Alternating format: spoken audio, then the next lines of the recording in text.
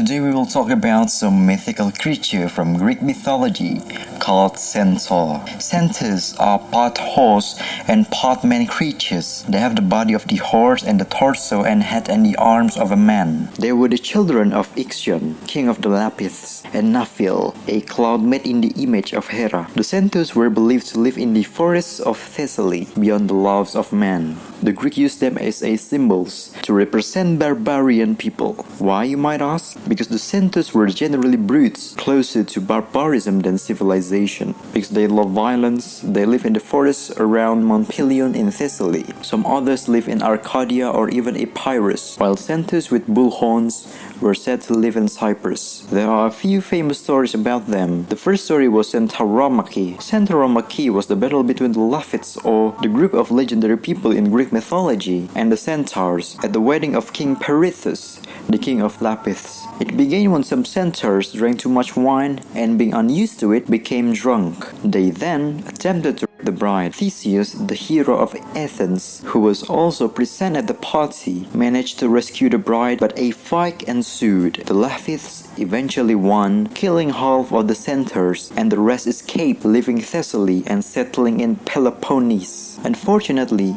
there they met Hercules, who killed most of the rest of them, leaving only a few survivors. Now the fight is a symbol for the struggle between civilization and barbarism. Chiron, the wise centaur. Chiron was the eldest and wisest of the Centaurs, a Thessalian tribe of half-horse men. He is famous for his teaching ability. Unlike many Centaurs who had the upper body of a man and the lower body of a horse, Chiron's front legs were also human, showing that he was different and higher in class than the rest. Other differences between Chiron and his brethren were that he was far more civilized in nature, not indulging in drinking and being overcome with lust. He had superior knowledge, and he had a different lineage to the other Centaurs, who were created by the union of Ixion and Naphele. Chiron grew up to be just, kind, and wise in many arts, including medicine, gymnastics, prophecy, hunting, and music. Although Centaurs were known as being brutish, lustful, and violent, eating their meat raw, living outside the bounds of civilization, and pillaging whenever they got a chance, Homer, the legendary Greek author, described Chiron the Centaur as the wisest and most just of all Centaurs. In order to distinguish Chiron from his barbaric cousins, vase painters often depicted him as having a full man's body with only 2 horse feet behind. Chiron's death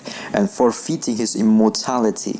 Unlike many of the Centaurs, Chiron was an immortal son of the Titan Kronos and a half-brother of Zeus, but one day he forfeited his immortality for Prometheus' freedom and died. The story began when one day follows, one of the Centaurs hosted the Greek hero Hercules while he was engaged in hunting for the giant bull, one of his celebrated labors in service to Eurystheus, the king of Theranos. Philos offered Hercules food and his cave as a place to rest from the hero's labors, and together they had a quiet drink from the gigantic wine-filled Philos jar that belonged to all of the Centaurs and had been a special gift from Dionysos, the god of wine. However, attracted by the smell of the wine, Philos' fellow Centaurs gate-crashed the party, and a little worse for wear. After a few drinks, they began to get rowdy, and in the end they attacked Hercules. The Centaurs were no match for the great hero though, and the fight was predictably one-sided. Unfortunately, in the mayhem, Hercules accidentally pricked Chiron with one of his arrows, poisoned with the blood of the Hydra. The poison's virulence